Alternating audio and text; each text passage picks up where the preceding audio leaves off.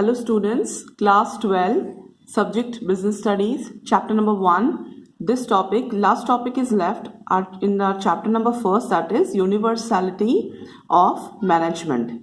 Okay, the term universality is directly from the term we can understand that universally accepted, or the other term we can say that is pervasive. Okay, as in the management features, I've explained you that management is pervasive. The term pervasive, the same term we can also say at universality. Okay, universality of management is the type of the management in which is universally and equally applicable and which is performed at all the levels of the organization. Okay, it does not consider its nature, its size and location and objective.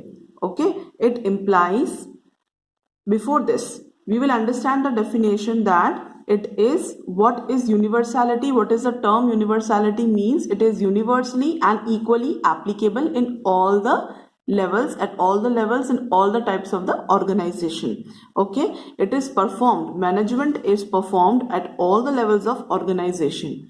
It does not consider, management is not decided according to the nature, according to the size of the organization, or according to the location, or according to the objective, but management has to be performed in all the types of the organization at all the levels of organizations. Okay, also it implies, first, that is fundamental principles of management are applicable at all the levels of management. Okay, fundamental principles. Which are the fundamental principles of management? That is the primary functions or all the principles of auxiliary functions which we have already studied. Okay, that all the principles are also applicable at all the levels of management. Okay, then the second is that every manager should perform same functions at all the levels. Every manager in an organization should perform the same functions. Which functions? All the primary functions, that is planning, organizing, directing, staffing and controlling. Okay, and the third one is management should be management knowledge should be transferred across industries, whether within or outside the country. Its knowledge should be distributed across the complete industry, whether it is inside the industry or it is outside the industry. Okay, all over the organization, the knowledge should be transferred. Okay, now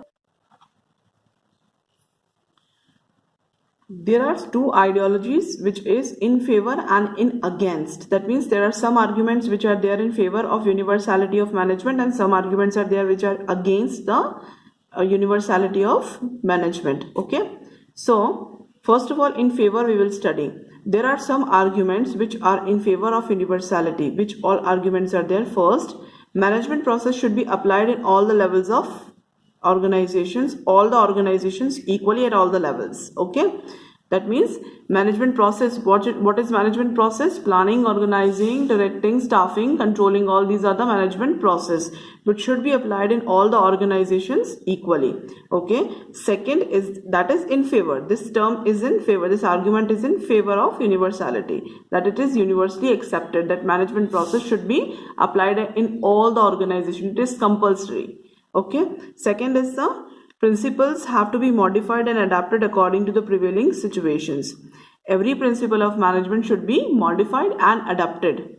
Okay, according to the prevailing situations. What all prevailing situations are there? Accordingly, the principles has to be adapted and then applied. Okay, this is also the universal truth. Next is the second ideology which is against. Some arguments are there against the universality of management.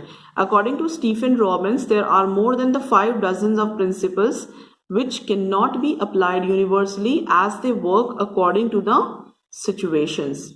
Okay, so what does this thinker say? That there should be more than 5 dozens of principles. It's not that only 14 principle which is given by Henry Fayol that is applied in a management. Okay, more than 5 dozen principles can be applied, but it cannot be applied universally. Okay, we cannot apply, it is not compulsory that all the principles togetherly applied by the manager in an organizations. Okay, they work according to the situations.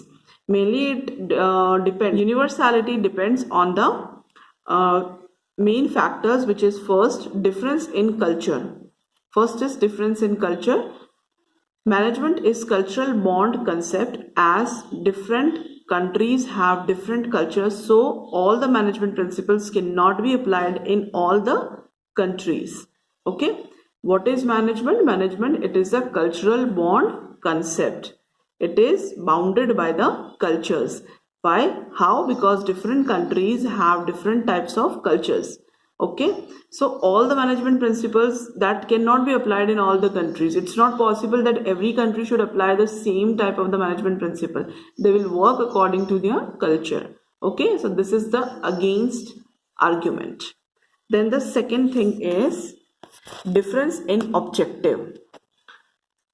Difference in objective. According to Peter F. Drucker, the managers of the business organization and the other organization do not require the same skills. Okay, the principles, the competence, and the experiences. Okay, described that according to the different objectives of an organization, the managers have to work. Okay, because some managers, some organizations, in that the same skills which the manager have in the other should not, it's not possible.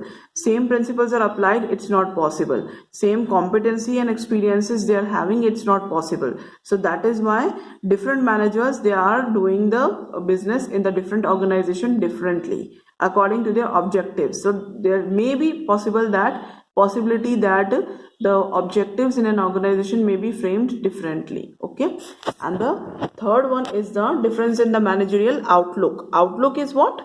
Outlook, it is a belief and the assumption of the managers on which the management is dependent may differ in their application.